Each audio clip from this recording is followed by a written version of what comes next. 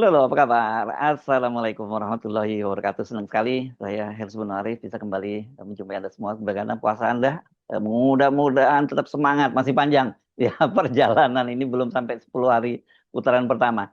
Oke, kalau Anda mungkin sempat nonton ya bocor halusnya Tempo yang cerita tentang orang-orang bully, itu antek-antek asing, dalam tanda petik itu yang ada di sekitar Pak Prabowo. Tapi satu nama yang disebut sebenarnya itu yang namanya Karen Brooks itu kalau dalam tradisi di Amerika itu dia dikenal sebagai seorang lobbyist ya begitu. Di Indonesia mungkin tradisi semacam itu belum ada. Sebenarnya prakteknya banyak tapi tidak dilegalkan, tidak ada undang-undangnya. Saya mengajak Anda untuk berbincang dengan Mas Wijayanto Samirin. Ini beliau pernah sekolah di Washington, terus pernah juga bekerja di kantor Wapres dan sebagainya dan juga belajar soal begini. Jadi nggak asing hal semacam ini. Jadi sebenarnya apa sih yang terjadi? Gitu. Oke, Assalamualaikum Mas Wija. Waalaikumsalam, Mas Ya, Ensu. ini menarik ya topik ini karena ramai banget orang dan kemudian memang karena Pak Prabowo sendiri soal ngomong soal antek-antek asing, jadi kemudian jadi paradok gitu kelihatannya kok tiba-tiba beliau sekarang menggunakan dua orang bule yang disebutnya. Satunya yang dari Rumania, Lucien itu sebenarnya itu kayak tim komunikasi lah itu sebenarnya tim branding gitu ya. Tapi yang disebut Karen Brook itu kan itu lobbyist. Nah, Anda kan waktu ada di mana di George Washington ya waktu itu ya di Georgetown. Oh, Georgetown di Ya, ya. Jadi di Washington dan Anda belajarnya soal begini-begini Anda paham ya soal ini. ya. Bagi yang belajar public policy, khususnya Hmm. yang sekolah Hmm. di Washington DC, itu Hmm. eh, lobby dan lobbyist itu merupakan area yang didalami. Jadi Ah, ah. mata kuliahnya namanya policy making process. Itu tahun Ada berapa bagian Anda dari kuliah itu tahun itu? 2003, 2005. Oh, masih pada waktu itu wah, luar biasa lobby-lobby belum diatur ya. Ya, Belum diatur kan ya, belakangan ada ya, diatur itu ada bipartisan undang-undang bipartisan yang diprakarsai oleh Obama waktu masih ya, jadi senator dengan ya, McCain ya waktu ya. itu ya. Ya. Iya. Hmm. Tapi sebelum bicara isu di Indonesia, sebenarnya di Amerika itu Hmm. isu lobbyis ini sudah lama, sejak Hmm. revisi konstitusi Hmm. pertama, amendment pertama itu tuh abad 18-an, di Hmm. mana di situ masukkan rakyat itu bisa melakukan petisi Hmm. Hmm. kalau tidak setuju dengan eh, kebijakan pemerintah atau keputusan Hmm. Kongres atau Hmm. Senat, ya. Hmm. Nah, sehingga di situ membuka peluang untuk melakukan lobby. Hmm. Karena rakyat tidak setuju, kemudian dia ada jalur lain petisi. Nah, Hmm. tapi karena tidak diatur, kemudian menjadi kasus suap, lobby Ya. dengan cara yang ini, money Hmm. politik, dan sebagainya. Nah, Hmm. kemudian pemerintah Amerika mengatur, Hmm. berevolusi itu aturannya. Nah, salah satu yang sekarang masih berlaku itu, mereka punya act namanya FARA, Hmm. Foreign Agents Registration Act, Hmm. Itu apa? di Artinya mana apa itu?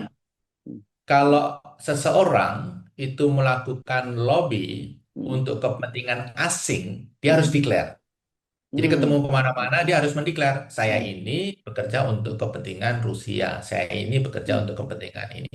Legal itu Ini ya yang jadinya. menurut saya, ya, jadi eh, apa jelas posisi seseorang. Hmm. Karena yang tidak boleh itu kan konflik of interest. Kalau Yes. berpihak kan boleh.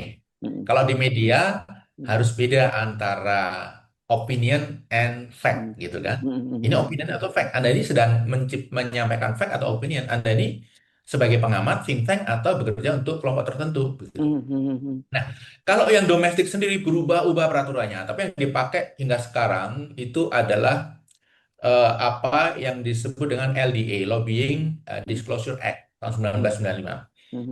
Jadi kalau kita think tank Hmm. gitu ya, kemudian menyampaikan research, Hmm. misalnya broking institution menyampaikan research Hmm. kepada Hmm. anggota Kongres. Hmm. Nah, kalau dia sebagai research center dia tidak boleh melakukan research untuk kepentingan satu kelompok tertentu. Hmm.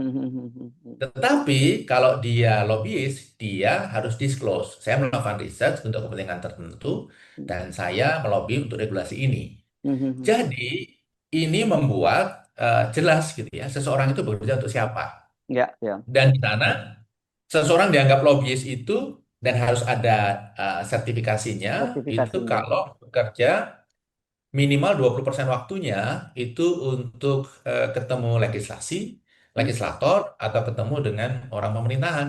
Ya. Pak, Jadi itu misalnya 20% itu ya. Padahal kan ada yang kerja 20% waktunya. ada full time job juga kan yang jadi lobbyist kan? Ya, nah makanya Hmm. kalau lebih dari 20%, Hmm. saya mendefinisikan diri sebagai lobbyist. Oke. Kalau saya investment bankers, saya lawyers, ya mau nggak mau kadang-kadang ketemu orang pemerintahan, orang Hmm. politik, orang legislatif. Tapi kan nggak mungkin investment bankers lebih dari 20% waktunya ketemu mereka. Itu sudah Hmm. masuk kategori lobbyist. Jadi diatur. Hmm. Nah, transparansi ini membantu memperbaiki situasi di Amerika dan Hmm.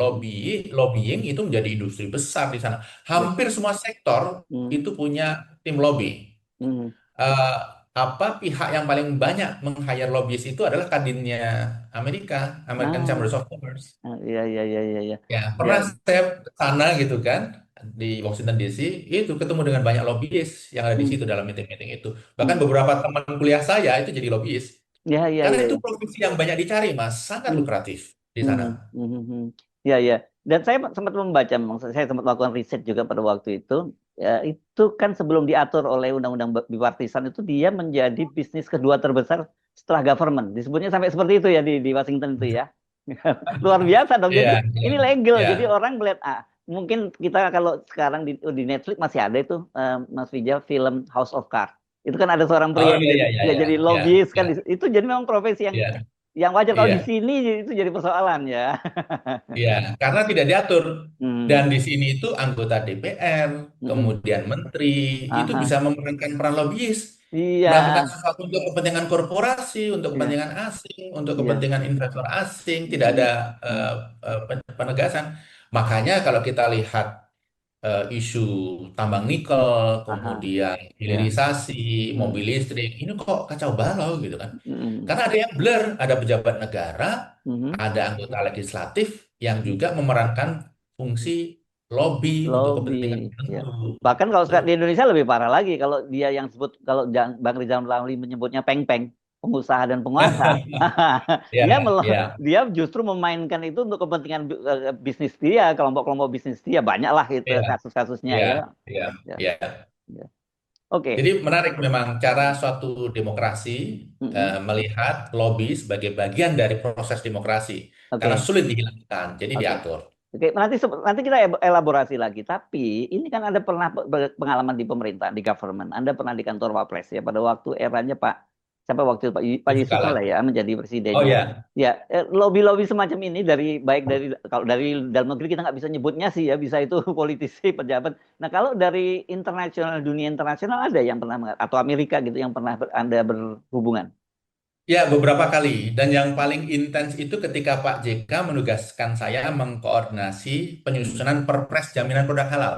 Jaminan produk halal. Nah, menarik ini sekarang lagi rame Nah, banget ini karena soal. kan begini, Iya, ya. undang-undang diputuskan 2014. Kan Mhm. ada expiry date-nya, 4 tahun Mhm. harus sudah keluar Perpres. Mhm. Tapi belum terwujud karena memang menyusun Perpres jaminan produk halal itu sulit. Ada Mhm. 14 institusi yang terlibat. Sulit Mhm. sekali mencapai titik temu sehingga Pak JK yang take the lead, ambil alih. Kemudian Pak JK menugaskan saya yang mengoperasi prosesnya di lapangan, Mhm. meeting-meeting dengan lintas kementerian itu. Nah, yang menarik memang sangat intens itu lobby dari Amerika Mhm. terkait jaminan produk halal, terkait sertifikasinya. Karena mereka tidak setuju bahwa seluruh sertifikasi itu dilakukan oleh institusi Indonesia, oleh MUI. Oke, saya potong sedikit. Mereka, Saya potong ya, sedikit. Apa ini mereka ini memang orang yang disebut Anda sebut tadi sebagai lobbyis dari Amerika atau ini kebetulan government dari sana yang melakukan lobby gitu? lobbyis. Oh, Karena lobbyis. dia tukar kartu nama, Mhm. tapi dia tidak perlu mendisclose bahwa dia Mhm. bekerja sebagai lobbyis, karena tidak Oke. ada regulasi di Indonesia tentang Iya. lobby. Oke, oke. Kalau di Amerika, dia Mhm. dalam meeting harus memperkenalkan diri saya Mhm. bekerja untuk perusahaan lobby, saya Mhm. lobbyis untuk Mhm. institusi ini. Dia tidak Mhm. mendisclose, tapi saya tahu karena saya tahu bidang ini kan. Ya, oke. Nah, Lanjut. mereka berjuang supaya produk-produk Amerika itu kalau sudah disertifikasi halal di sana, Mhm. masuk ke Indonesia bebas. Hmm. Waktu itu ide itu ditolak. Walaupun personally saya setuju dengan itu. Kenapa? Karena ya bagaimana kita bisa menjadi bagian dari komunitas Global? dunia gitu. Ya. Ketika kita melakukan restriksi yang tidak Hmm. standar. Karena Hmm. banyak negara itu Hmm. sertifikasi halalnya itu bisa interchangeable. Hmm. Sertifikasi halal Malaysia ke Arab ke ini itu bisa saling Hmm. berlaku. Hmm. Nah, kalau kita menahan itu, maka produk yang disertifikasi halal oleh Indonesia juga tidak bisa masuk ke luar negeri dibalas, gitu kan? Ya, ya, resiprokal Nah, artinya ya. ya Hmm. reciprocal, Hmm. reciprocity itu penting. Nah, Hmm. saya ya tidak bisa memperjuangkan kepentingan pribadi dong. Ya, ya, ya. Walaupun Hmm. saya percaya itu. Kenapa? Karena konstituennya mengatakan tidak. Kementerian Agama, Hmm. MUI, kemudian beberapa tokoh yang kita undang untuk FGD, ya Hmm. akhirnya memang untuk produk asing tetap disertifikasi oleh MUI. Jadi Nah, gagal yang waktu itu menarik ya, kanunya, lobbynya gagal pada waktu itu ya dari. gagal, Hmm. gagal. Hmm. Walaupun idenya bagus sebenarnya. Hmm. Nah, menariknya apa yang disampaikan itu muncul dalam ART ini. Nah, sekarang menarik itu makanya saya mau Nah, ngajak ngomong soal agreement reciprocal tarif itu ya antara Trump dengan iya, Prabowo. Nggak perlu lagi sertifikasi halal karena bisa masuk ke iya. Indonesia sekarang ya gitu. Jadi, para lobbyis itu memanfaatkan negosiasi ini sebagai ajang bagi mereka untuk masuk. Hmm. Kalau dulu lobbynya ke Indonesia tidak Hmm. mudah, Hmm. sekarang lobbynya ke ya menteri, ke Kongres di sana. Hmm. Ada banyak itu keputusan yang non tarif barrier. Itu saya tahu itu kerjaan lobbyis. Hmm. Hmm. Hmm. Hmm. Misalnya yang jelas, ini kok masukannya persis dengan yang dulu ini, Hmm. masalah sertifikasi halal. Hmm. Hmm. Kemudian no digital taxation. Ya, ya, ya, Itu ya. pasti lobbyisnya Amazon, Hmm. lobbyisnya Iya. Facebook, Twitter, X ya, lobbyisnya segala macam. Dan mereka cukup lobbynya ke Gedung Putih Iya, ya. Cukup Gedung Putih nggak iya, perlu ke Indonesia sekarang iya. jadinya Kita ya. perlu ke Indonesia. Dan mereka pinter Hmm. karena tahu kita itu negosiasi ini fokusnya ke tarif. Hmm. Nah, Ya. tetapi lupa yang non tarif barrier itu lebih penting, yang justru Hmm. membatasi kita. Mereka masuk dari situ. Hmm. Kalau bicara persentase 19%, 20%, 15%, ini kan kasat mata, kita Hmm. bisa melawan. Hmm. Tapi kalau kemudian non-trade barrier dikemas dalam bahasa Inggris yang sulit dipahami, bahasa Iya. hukum Hmm. gitu ya. Hmm. Hmm. Nah, kadang-kadang tim lobby kita, tim negosiasi kita tidak Hmm. memahami substansi yang sesungguhnya itu banyak yang masuk. Hmm. Hmm. Hmm. Hmm. Hmm. Jadi makanya Misalnya, geger banget sekarang tuh ya jadinya nah, ya. Hmm. kayak farmasi Hmm. masuk tidak perlu di, di review di Indonesia. Hmm. Kemudian tidak perlu TKDN. Hmm. Itu kan lobby perusahaan farmasi Amerika lewat pemerintah Hmm. Amerika. Mereka Hmm. itu sudah berkali-kali melobi ke pemerintah Indonesia dan gagal. Hmm. Nah, Hmm. kenapa RTA ini merugikan kita? Oke, dari sisi tarif kita Hmm. rugi. Hmm. Dari sisi keharusan membeli produk Amerika kita rugi. Hmm. Dari sisi non-trade barrier kita rugi. Nah, non-trade barrier ini menjadi kerugian terbesar. Kenapa? Ini menjadi ajang di mana lobby-lobby yang gagal masuk ke Indonesia itu Hmm. kemudian men-channel lewat ini. Hmm. Hmm. Hmm. Ya. Ada semua itu. Hmm. Oke, ya, ya, ya, ya. Ya, Oke. Nah, termasuk produk mobil segala macam. ya. Jadi pokoknya kalau kita baca itu ini kan luar biasa ya, ART ART ini ya, wah dahsyat dan kita tahu semua itu adalah permainan lobby bisa ada pelobi-pelobi yang masuk. Dia Iya. sekarang nggak perlu melobi ke pemerintah Indonesia, cukup lobby ke Trump, Trump Hmm. yang bawa kepentingan kita masuk ke Indonesia Ya, dan bobol semua hmm. kita gitu ya. Bobol semua ya. Iya, oke. Nah, yang menariknya gini, kalau soal lobby ini yang sebelum disebut nama Karen Brok ya, sebenarnya bukan bukan Lucien itu ya, Karen Broknya saja. Tapi kan kita dulu ingat Mas Wija, waktu eranya Pak Jokowi, waktu Pak Jokowi juga awal mula ke Washington, ada satu nama lobbyis dari Singapura yang disebut Derwin Pereira gitu ya. Kebetulan Anda kenal, saya juga kenal ya. Itu ya itu wartawan. Kenapa saya kenal? Karena dia wartawan tadinya. Dia wartawan Straits Times yang di Washington begitu ya. Jadi eh, ini kan sebenarnya Indonesia juga udah mengakui pada waktu itu menggunakan dan jelas di Amerika clear memang diakui ada namanya berapa biayanya dan sebagainya. Tapi lucunya pemerintah Indonesia nggak mengakui orang seperti Pak Luhut juga tidak mengakui kan pada waktu itu. Ya, jadi begini, bagi orang Indonesia, bagi pejabat kita, itu kan seringkali yang penting itu kan optik. Hmm, Saya ke luar negeri, ketemu siapa. hmm, Kadang-kadang yang diomongin apa itu tidak terlalu penting. hmm. Dan kalau saya ketemu dengan tokoh besar di luar negeri, itu kan profilnya jadi naik gitu kan. Ya apalagi kalau Tapi tangannya kemudian kalau begini-begini ya, bocor, di foto terus tangannya begini-begini gitu nah, ya. tapi kalau bocor Hmm, bahwa ketemu ke sana, hmm, itu hmm, sebenarnya dia nggak kenal. hmm, hmm, hmm, Tokoh hmm, yang di sana itu nggak kenal. hmm, hmm, hmm, Ya, hanya serta-merta ada pihak yang jago mengarrange, itu ya. kan kredibilitasnya langsung turun. Oh Mm, ternyata ketemu A, tokoh mm, B, tokoh C itu gara-gara lobbyis. Oh saya pikir jaringan Anda, saya pikir Anda kenal gitu. Padahal biasa Jadi kan itu kan sebenarnya, biasa aja kan harusnya. iya, biasa saja. Mm. Seharusnya misalnya ya karena memang lobby itu kesannya buruk di Indonesia. Iya, Padahal iya. ini profesi seperti accountant, Mm, lawyer, kemudian investment banker gitu di mm, Amerika ya. Di mm, banyak negara sudah diatur, seperti misalnya di Eropa ya, kebanyakan sudah diatur. mm, Bahkan Eropa Timur, kemudian Australia. mm, Kalau di Asia memang jarang ya ke apa mm, mm. profesi ini. Bahkan kalau di Korea Selatan dilarang. Oh, dilarang ya? Profesi lobby dilarang ya. Nah, Secara tegas dia tuliskan dilarang. nah, bagaimana dengan praktek-praktek realitasnya bahwa sebenarnya setiap hari itu banyak pelobi-pelobi di Indonesia juga yang bermain dan itu Anda katakan tadi malah justru nggak jelas karena tiba-tiba anggota DPR ini kan bisa apa ya ini jual beli pengaruh bisa disebutnya begitu ya Hmm. sebenarnya ya. Terus menterinya bahkan dia bekerja untuk kepentingan korporasi atau kepentingan korporasi keluarganya sendiri. Kan kita tahu seperti itu. Hmm. Menurut Anda apakah hal semacam ini harusnya diatur atau ya itu nggak sesuai dengan culture kita gitu mesti dan kita dengan Ya, munafiknya itu terjadi setiap ya. hari gitu. Suatu saat menurut saya harus diatur. Hmm. Cuman upaya untuk mengatur ini kan pasti akan dilawan oleh Hmm. mereka-mereka yang selama ini menjalankan peran lobby. Hmm. Ah, tapi Ya, privilege mereka kan gitu ya dan ya, tapi itu under table kan maninya semua ya. di bawah meja. Anggota DPR Hmm. itu kan gajinya nggak gede. Tapi Hmm. kalau dia menjalankan peran lobby juga, itu kan Hmm. jadi income-nya besar.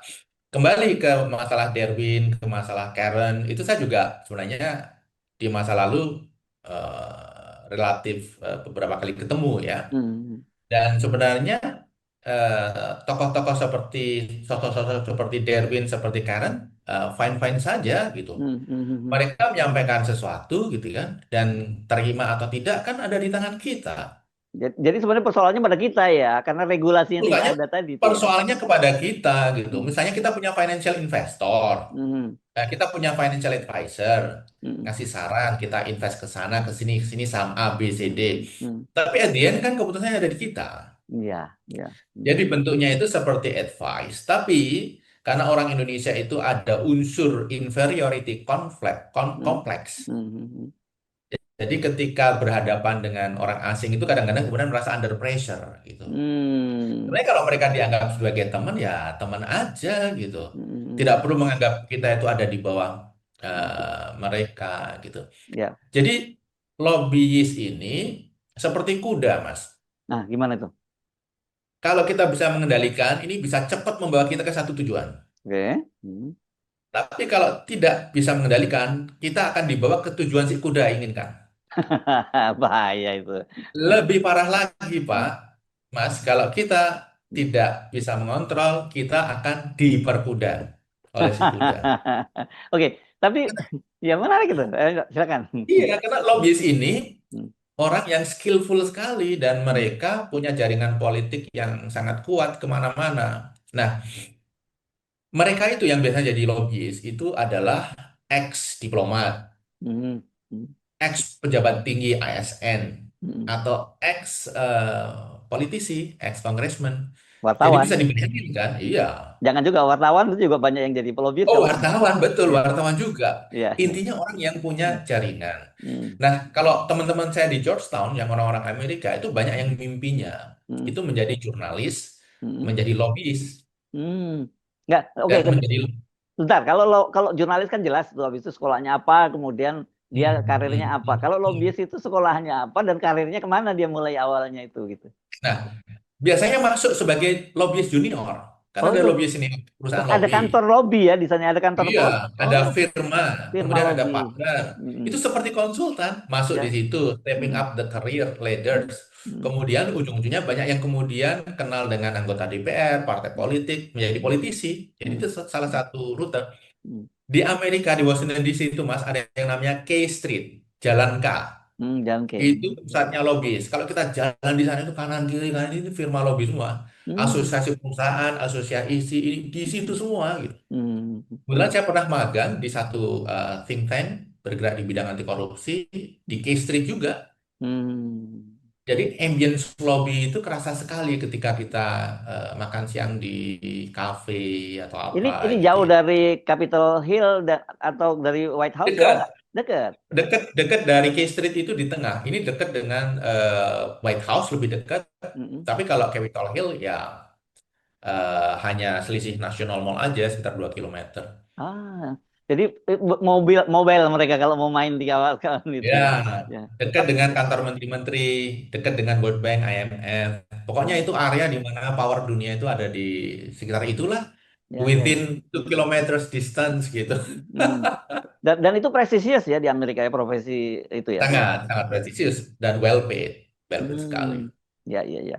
Oke, jadi kalau balik lagi ke tadi ya soal orang asing dan sebagainya gitu. Kalau di kita jelas nggak ada aturannya dan itu kemudian menimbulkan kecurigaan.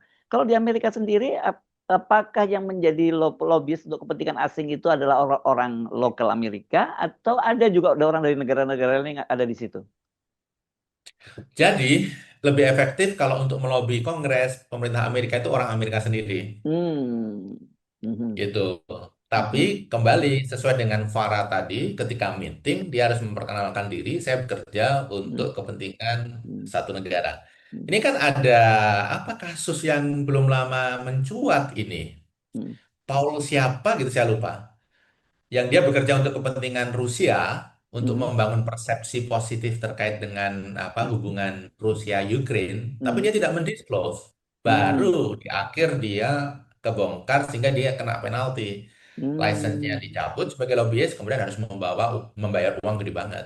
Ah, oke, oke, Gitu. oke. Jadi intinya pada disclosure-nya, undisclosure-nya ya itu yang anunya ya, disclosure dan undisclosure-nya gitulah kira-kira ya ini ya. Intinya berpihak itu dihargai, Oke. tetapi conflict of interest itu a big no. Ya, oke. Prinsipnya seperti itu. Nah, Nah, di Indonesia hmm, kita itu orang apa berpihak tapi tidak dimunculkan kemudian melakukan hal-hal dengan penuh konflik of interest itu tadi seperti anggota DPR bekerja untuk kelompok tertentu ini dan lain sebagainya. ya. Dan itu kan jauh, jauh lebih buruk itu karena ada solid konflik of interest, ada bahkan insider trading dan sebagainya gitu yang terjadi di Ya, kemarin ya, rame-rame soal kemarin soal goreng menggoreng saham itu kan antara lain karena itu ya tidak ada ya, transparansi dan tidak ada iya, aturannya itu ya gitu ya. iya, iya, betul, Nah, betul. tapi kan tadi kalau Anda menyatakan kalau di Amerika itu lebih pas menggunakan orang-orang dari Amerika sendiri gitu ya untuk Hmm. lobby-lobby. Tapi di Hmm. Indonesia kan Anda tadi bilang bahwa kalau bule itu kan superior dan kita juga inferior. Hmm. Jadi mungkin kalau di Indonesia lobbyis itu lebih cocok Ya, yang bule kan gitu ya. ya, betul, betul. Ya. Tapi jangan salah, kita juga pakai lobby ke Amerika. Mhm. Jadi kalau di Amerika itu hampir semua negara punya tim lobbyis yang kuat. Yang paling kuat itu tier satunya itu Israel, Arab Saudi, kemudian Uni Emirat. Mhm. Ini karena isu security, isu energi gitu ya, isu proteksi gitu ya. Ini negara-negara yang nggak insecure lah. Mhm. Makanya membangun lobby yang kuat di sana. Yang kedua, ya kelompok-kelompok yang ingin mempertahankan ekspor ke Amerika seperti Jepang, Korea itu Mhm. kuat di sana. Mhm. India juga kuat, tetapi yang menarik, India ini pengamatan saya di sana ya, beberapa teman saya juga menjalankan peran ini, dia itu lebih community based. Jadi orang-orang India yang di sana itu Oh. secara otomatis jadi lobbyis gitu. Mhm. Karena Mhm. mereka kan punya banyak posisi tuh di Mhm. World Bank, IMF, di legislatif, di Senat, Kongres gitu ya, Senat, kemudian di apa pemerintah kota, pemerintah federal gitu. Mereka kan American citizen bukan? American citizen. Nah, Ah. makanya kalau diukur berdasarkan lobbyist power, Mhm. India itu nomor dua setelah Israel di sana. Israel kan jauh Lobby kok kita ya. bagaimana? Lobby Hmm. kita di sana bagaimana? Sangat Hmm. soft. Hmm. Tidak bisa disebut lobby. Karena begini, kalau kita ingat deal Pak Harto dengan Presiden Ford tentang Freeport tahun Ah. Hmm. 1967, Hmm. itu kan sebenarnya juga cara Pak Harto membangun lobby di Hmm. Amerika. Hmm. Jadi Freeport itu kan yang melakukan negosiasi adalah Henry Kissinger. Karena Hmm. dia adalah Preskom. Hmm. Freeport waktu itu masih perusahaan kecil. Oh, Sama oh, Pak Harto dikasih. Sudah tidak jadi Menteri Dikasih Luar Negeri lagi ya, Henry waktu itu. sudah tidak. Oh, Sudah tidak. masih, Oh masih. masih. Ujung-ujungnya dia jadi di Freeport itu. Nah, di Hmm. Freeport. Nah, dikasih deal yang lukratif, misalnya untuk emas itu royaltinya hanya 1%, Hmm. kemudian tembaga hanya 3%. Nah, setelah kemudian direvisi kontraknya kan jadi 3-4%, 5-6% gitu. Hmm. Nah, kemudian ya Freeport menjalankan fungsi lobby itu, yang meng-hire lobbyist adalah Freeport, Hmm. termasuk mendirikan Yusindo, Yusindo ini asosiasi anu ya antara pengusaha-pengusaha Indonesia US dengan Amerika ya. Indonesia. Ya ya. Oke. Ya, tapi ini tidak memposisikan diri sebagai lobbyist karena dia tidak melakukan peran lobby, dia hanya Hmm. sebagai NGO yang mempertemukan.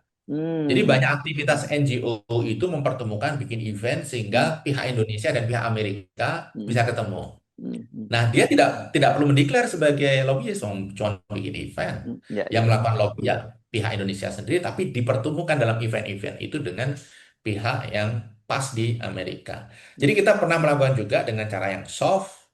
Kalau cara yang hard, saya rasa kita juga sewa sih Hmm. lobbyist-lobbyist. Ya, ya. Ya, sebenarnya sekali lagi ini soal yang biasa gitu ya. Ketika regulasinya jelas gitu. Amerika sendiri kan juga tadinya acak adut ya. Tapi kemudian setelah revisi dan Ya, kemudian sekarang jadi lebih clear gitu. Misalnya katakanlah dia namanya untuk kepentingan Rusia, bahkan misalnya lobby senjata, pemilik senjata misalnya gitu iya, ya. Dia mesti ya, mesti mendeklar bahwa saya bekerja untuk lobby senjata, bahkan itu dari negara bagian mana dan sebagainya itu bahkan harus dijelaskan ya itunya ya. ya. Kalau di Amerika harus declare karena ada regulasinya. Mhm. Tapi ketika lobbyist ini akan memasarkan produk ke negara lain, Mhm. tidak harus declare. Misalnya ke Hmm. Arab Saudi, ke Timur, karena tidak ada regulasi tentang Hmm. lobbying dan lobbyist di sana. Di Hmm. Indonesia juga mereka tidak perlu declare, karena Hmm. di Indonesia tidak ada regulasi tentang lobby dan lobbyist, Hmm. sehingga tidak ada yang dilanggar gitu. Buat mereka itu lebih menguntungkan atau merugikan sebenarnya?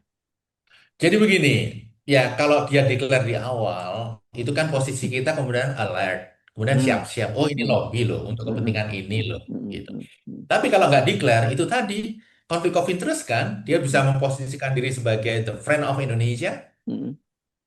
tapi Hmm. padahal sebenarnya dia bekerja dibayari oleh somebody di Ah, Amerika, ya, tuh, ya. Jauh lebih, ya, sebenarnya lebih parah ya dampaknya malah. lebih bahaya, Ya, lebih bahaya. bahaya. Ya. Oke, tapi gini ya, banyak juga saya lihat kan ini kalau kita baca-baca dari literatur juga nonton di film itu kan bagaimana lobby-lobby ini juga bermain dia melobi kongresmen, senator dan sebagainya yang bicara untuk kepentingan negara bagian itu mereka sendiri gitu atau kepentingan Ya, bisnisnya ya, gitu kan itu yang dilakukan sebenarnya kan. ya, ya. Jadi memang kalau kita lihat historinya, yang tadi kita sudah bahas di depan, Hmm. demokrasi Amerika itu menghasilkan apa? Tyranny of the majority. Jadi kelompok-kelompok kecil itu tidak terwakili, para imigran, kelompok minoritas. Kemudian Hmm. di amendment undang-undang dasarnya, Hmm. rakyat boleh melakukan petisi gitu, protes terhadap apa yang dalam proses demokrasi sudah di Hmm. vote di Hmm. legislatif. Hmm. Nah, ini sebenarnya lobby dan lobbyist ini untuk melindungi kelompok interest tertentu, Hmm. minority group waktu itu. Tetapi kemudian sekarang ya bisnis interest macam-macam, sah-sah saja gitu.